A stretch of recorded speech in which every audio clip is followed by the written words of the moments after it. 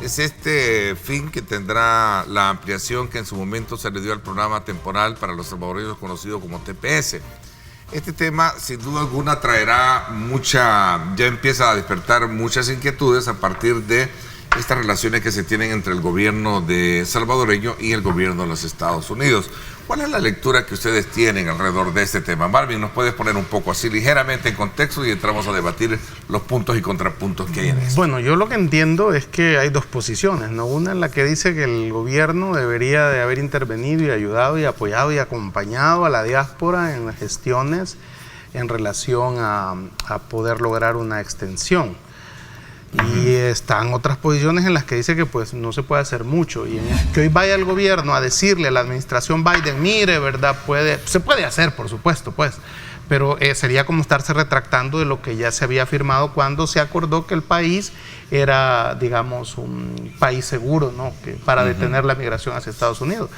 Ahí está eso. ¿Puede la administración Biden prolongar el TPS? Podría, porque lo ha hecho con los haitianos, ¿verdad? Por el caso particular que tiene Haití. Recordemos que es un decreto ejecutivo. Es una potestad del presidente, sí, por supuesto. Está bajo la potestad del presidente. Entonces, pero, y no del Congreso. Pero más allá, el Congreso lo que puede hacer es una amnistía, como la que se hizo en la época de Reagan, para legalizar a los... Pero ese es otro trámite. Ese es otro trámite. Ahora bien, el presidente Biden no lo va a hacer, porque las elecciones son el domingo, ¿verdad?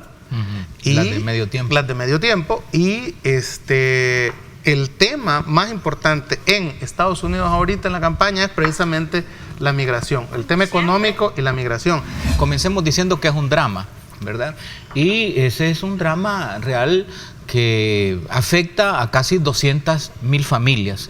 Los datos oficiales hablan de 190.000 familias salvadoreñas que están ahí, que se han ido sumando, bueno, desde el tiempo comenzó cuando estaba Bush, ¿verdad? Imagínate, el TPS, el permiso temporal, que fue creciendo después con lo del Mitch, etc. La gente en la diáspora ha sentido que hay apatía y abandono de parte del gobierno respecto a este tema.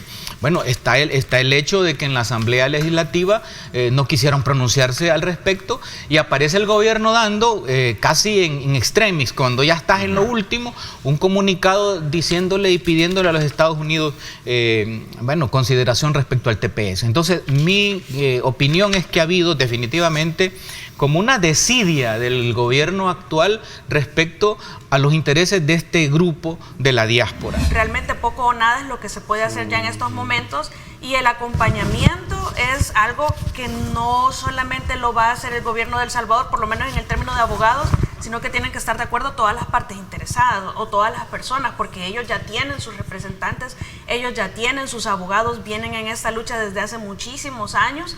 Y lo que, es decir, y el acuerdo de la repatriación de nuestros salvadoreños allá en un eventual que ya no puedan quedarse, pues al final, ¿qué es lo que más puede hacer El Salvador? ¿Por qué Estados Unidos le da TPS a los salvadoreños?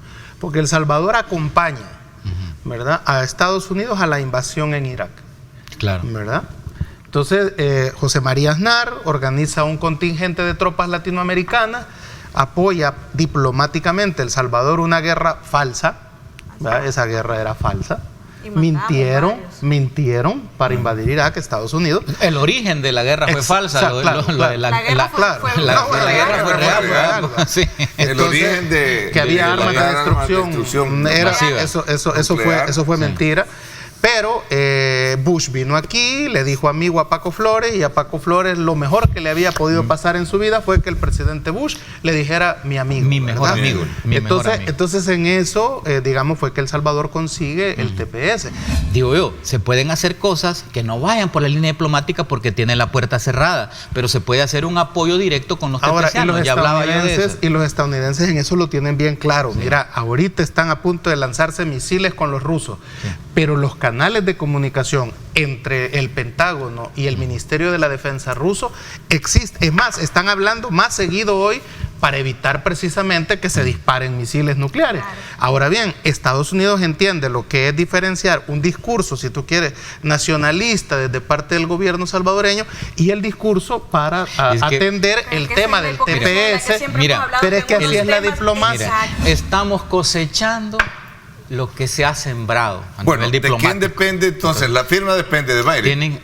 Está ahorita en una corte. Y la corte va a decidir si procede ya que se vengan o no. Es así de sencillo. Ahora, hablemos de algo interesante. Hoy en diciembre. Sí, pero hablemos de algo interesante. Y Biden ofreció que sé que es complicado, ¿no? Pero, ¿y qué hay de malo? ¿No sería bueno que esta gente con mucha experiencia, con trabajo, incluso con capital, viniera a inyectar a la economía del país? Sí, pero para estas personas que pero pregunto. Sé que lo estás haciendo irónicamente y en forma de burla. Decir como que se vengan aquí al paraíso Siam, pues que se vengan. Yo no estoy diciendo que esto sea un paraíso. Así lo estás haciendo. No, fíjate que no estoy diciendo que sea un paraíso. Es que no es un paraíso. O sea, quien crea que aquí es un paraíso. Lo que sucede, Marvin, es que ponerte también en lugar de ellos. Cuando ellos tienen una vida claro, hay unos que ya nacieron, son generaciones. Es un drama. Es un drama, es terrible. Nosotros, desde el punto de vista de nosotros, podemos analizar si lo vemos bien o mal, pero desde el punto de vista de ellos no quieren regresar. Si mandás 100,000 salvadoreños al Salvador, es un conflicto social, pierden la licencia, pierden sus empresas, pierden su licencia, pierden sus empresas, es fácil ubicarlo. Su crédito. Yo realmente insisto, todavía se pueden hacer cosas que impacten, que puedan llamar la atención, que alguna campaña que de alguna manera el juez de la corte lo vea, lo entienda, acompañarlos legalmente. O sea, no hay que tirar la toalla. A eso es lo que están pidiendo ayuda los del TPS y la diáspora. Lo importante, creo yo, después de todo esto es que hay que pensar que es un drama, que no hay que abandonarlos, que hay que apoyarlos hasta el último momento, ¿verdad? Y bueno, saber que son hermanos nuestros y que la situación sigue, o sea, el drama de la migración sigue. De este país se siguen yendo más de 200 salvadoreños diarios, de acuerdo a los últimos informes, y no ha parado. Eso es un sangramiento permanente, bueno, en el país y, por supuesto, te imaginas en el tejido social. Claro. ¿Qué alcances puede tener a partir de todo este, digamos, escenario bastante gris que ha tenido el país con Estados Unidos? Pero ni en su mejor momento se resolvió esto. Es decir, ideal hubiera sido que lo hubieran resuelto los gobiernos anteriores cuando habían unas relaciones de sumisión absoluta, pero precisamente por esa condición o por esa actitud. Pero ni el FMLN ni Arena pudo resolver ese tema. Sí, pero era por la misma actitud de sumisión absoluta, no les permitió pedir y exigir. Todos los países tenemos nuestros propios terroristas y todos los hemos enfrentado de una manera peculiar y además bastante dura. Incluso en Europa, en España, hay leyes que existe incluso el terrorismo individual. Nosotros no hemos llegado todavía a esa categorización por los problemas que tienen allá en Europa. Entonces, incluso las organizaciones que se refieren a la defensa de los derechos humanos han flexibilizado bastante la interpretación de este tipo de políticas que son bastante agresivas, bastante duras, pero que dan resultados y que proporcionan seguridad, como en este caso El Salvador. Para ser honestos con el hecho real noticioso, ¿verdad? Ese es un seminario que se ha montado en Nueva York, donde invitaron a todos los encargados de la seguridad del continente, ¿verdad? Por lo tanto, no es un evento preparado, digamos, exclusivamente para el ministro de Seguridad de El Salvador. No hemos dicho eso. Yo estoy explicándotelo. Él tuvo una participación, como la tuvieron la participación también los otros ministros. Desde el punto de vista de los elogios que el mismo gobierno de Estados Unidos dijo. Así se está manejando. Sería bueno, interesante saber qué preguntas le hicieron al ministro, qué respondió él, porque los periodistas, digamos, destacados en ese congreso, los abordan y le preguntan precisamente sobre temas de corrupción, de lavado de dinero y de narcos en El Salvador. Eso hay que estudiarlo también. No solo es la presencia y que nos están tomando de ejemplo. Él fue a hacer una presentación, la hizo muy bien, como la hicieron otros. Entonces, pero yo creo que hay que analizarlo en su justo medio. Digamos, El Salvador, digamos, aparte del régimen de excepción, ¿verdad?, que tiene sus explicaciones, pero también tiene sus críticas, sobre todo de organismos de derechos humanos radicados en Estados Unidos y en El Salvador, ¿verdad? Entonces, también tiene sus pros y sus contras. Bueno, eso Estados Unidos, al invitar al ministro de Justicia, está haciendo diplomacia.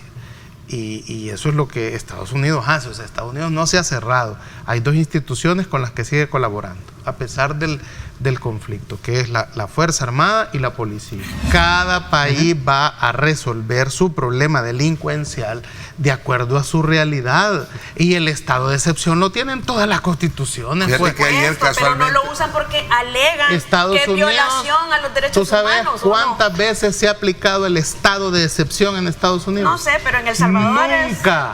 ¿Y? Nunca. Cuando tú atropellas los derechos fundamentales de las entonces personas. No ha sido exitoso por eso. Ahora, no me vayas a decir que no violan los derechos de los pandilleros, que hay que juzgarlos, hay que aplicarles todo el peso de la ley, pero tenés que mantenerte, digamos, en los márgenes del respeto de la ciudadanía, porque tú no puedes venir de esa manera atropellada, hacer estas capturas sin ningún tipo de procedimiento. Eso no es ejemplo, porque esa cantidad, ahorita no se sabe, ¿verdad? Pero va a ser ejemplo un régimen de excepción que no permite verificación de derechos humanos.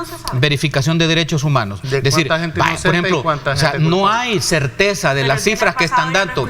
Sobre los organismos que defienden derechos humanos, creo que hay cifras que todavía no han sido cruzadas entre los datos de las personas denunciantes y que se están sumando las denuncias, 2.000, 3.000, 4.000, y al final hacen una sumatoria de 8.000 que no sabemos, o por lo menos no lo podemos afirmar en este panel, que son 8.000 las denuncias, y que sean 8.000 las denuncias tampoco implica que son 8.000. Pero no sé, el movimiento de víctimas, el movimiento de víctimas. Esos datos están lo que yo te quiero decir es entre los datos, te lo reitero, pero, entre los datos de las mismas organizaciones, porque yo lo escuché pero el eso es bien pasado, sencillo. Y ustedes empezaron a decir que las organizaciones tenían esa cantidad, pero una organización tiene una cantidad, otra. ¿Cuál fue la última cifra que dio la Procuraduría? La Procuraduría de Derechos Humanos.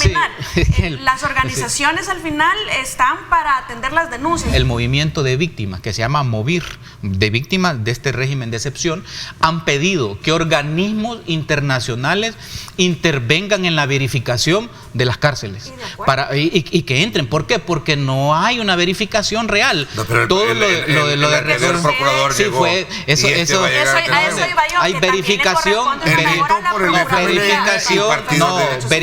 pero tú sabes lo que pasó con el procurador anterior. No vamos a debatir eso. Lo que estaba era cuidando su hueso, ¿verdad? Buscando que lo religieran y le dieron uno mejor. Entonces, claro, lo llevaron por donde no estaba.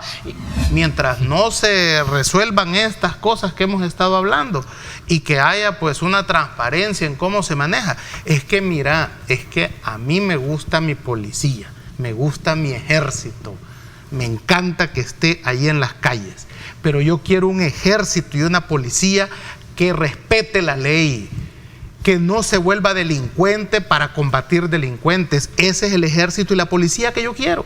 Ese es el ideal. Entonces, exacto, y por eso hay que apoyar a esas instituciones, el ejército y la policía, en el combate que están haciendo. Lo que está haciendo, digamos, El Salvador es precisamente eso, utilizar las tecnologías para, de acuerdo a lo que han dicho oficialmente, la persecución del crimen. Digamos que lo están haciendo y que es válido. Lo que no es válido es que vayan a utilizar eso para la persecución política. Es decir, y lo que yo he escuchado de algunas organizaciones, si empieza a utilizarse eso como persecución política, entonces caen en un grave delito. Walter, yo estoy de acuerdo en que se juzgue y se le aplique todo el peso de la ley a los pandilleros. No estoy defendiendo pandilleros, mucho menos como voy a estar yo a favor o no decir nada de los niños víctimas que han quedado de las muertes y de los asesinatos de los pandilleros. Para empezar, ahí lo desarmo. Otro argumentito es, en tiempos pasados, ¿por qué no lo hicieron? Es decir, entonces hay como funcionan como marionetillas, como marionetas. Miren, hay que reflexionar. En la reforma a las telecomunicaciones, lo que se ha hecho es que las compañías de teléfono van a tener que tener almacenado todo lo que tus redes, lo que consumís por internet en tu teléfono, ¿va? Lo van a tener ahí para que cuando la fiscalía le diga, y todo lo que has visto, imagen, todo, ¿va? Entonces, pásenme el récord. Y ya todo. No tiene potestad la telecomunicación. Ahí hay un problema también. Ahí va a haber un problema, porque el internet que nosotros usamos no es nuestro. Así es. ¿Verdad? Es estadounidense, entiendo yo. Exacto. Entonces vamos a ver cómo lo resuelven ahí las telecomunicaciones, qué te pueden dar, qué no te pueden dar. Entonces, esa es la reforma que se ha hecho. Ahora, eso ya se hacía. La fiscalía le decía, mire, yo quiero la información de Walter Raudales en su teléfono, y se lo daban, pues. O sea, acuérdate cuántos crímenes se han resolucionado en eso. Sin saber a quién le pertenece. Eso está bien hoy que quien compra el chip se sepa que existe, haya los datos de él por si después lo quiere usar para algo malo. A mí eso me parece bien. Pero estar hablando de situaciones aisladas, con cifras infladas, tampoco nos hace darle a la ciudadanía herramientas válidas para que saquen sus propias conclusiones. Yo creo que hay que hablar con Hegel decía que frente a la pretensión de uno habrá la resistencia del otro. Mientras el Estado no te libere las cifras reales y que no te explique por qué los libera de noche y cuántos está liberando. ¿Por qué de noche? ¿Verdad? Por ejemplo. Y van a ver los otros, Tania, que también se quedan 8,000. Porque les gustan, porque les gustan las sombras. Sí, exacto. Ahora, yo les voy a decir algo. A mí, en lo personal, que me intervenga en mi teléfono, a mí no me... Yo primero anda en buenas cosas. Yo no soy delincuente ni hago cosas ilegalidades. Estoy de acuerdo, la privacidad, estoy de acuerdo en eso. A mí me parece que si es sospechoso yo de algún delito, pues se investiga y ya te deja la fiscalía, ¿verdad? No se supone que va a hacer eso. Sí, que se utilice esto para extorsionarte después desde el poder es complicado. Claro. Igualito que lo hizo ese fiscal. Ajá, exactamente. Yo sigo insistiendo que seguimos viendo ese problema serio de la inseguridad desde las ramas, insisto, tachando tumbitas y quitando esas simbologías, no se va a llegar a resolver un problema que tiene profundas raíces económicas en la exclusión, en la miseria, en la pobreza. Son simbólicas, son cosas simbólicas que bueno, no podemos decir que es cualquier cosa.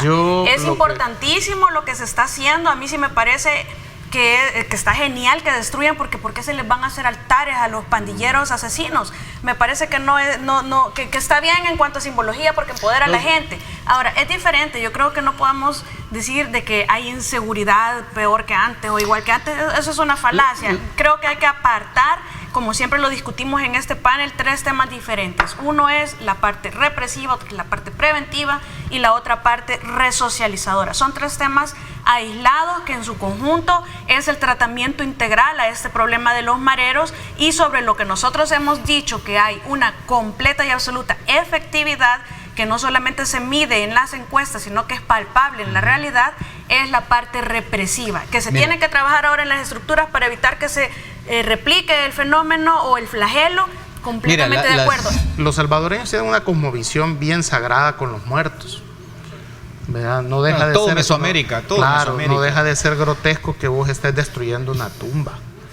O sea, es decir, acordate, entre un pandillero yo soy excepcional en mi pensamiento. De acuerdo, pero la cosmovisión de la gente, ¿qué te dice la gente? Yo no creo que estén en desacuerdo solo porque es una tumba. No lo sabemos. No lo sabemos. Entonces, es decir, ¿qué te dice la gente cuando alguien está muerto? Por muy malo que ha sido, te dice, ya está juzgado por Dios, te dice, ¿verdad?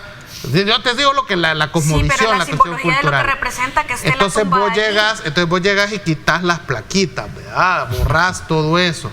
Pero destruir una tumba, o sea, es algo, yo no sé si existe ese delito de profanación de tumbas. Tú sabrás mejor, es abogada, y no sabrás si para poder haber profanado una tumba necesitas una autorización judicial o una ley especial que te diga, mire, es que aquí a los pandilleros no los vamos a enterrar ya, hay que cremarlo y encierren. Pero no se han manifestado sobre el no entierro, sino sobre el ensalzamiento. A mí me parece del marero por lo que significó en por eso vida. está bien, y retirarla, y lo que significa en la actualidad para los que todavía no tienen están derecho afuera. Los familiares de estos muertos a irlos a conmemorar. Lo que no vas a poder es levantarle un altar. A mí me parece, y sobre este tema me parece, me parece fariseico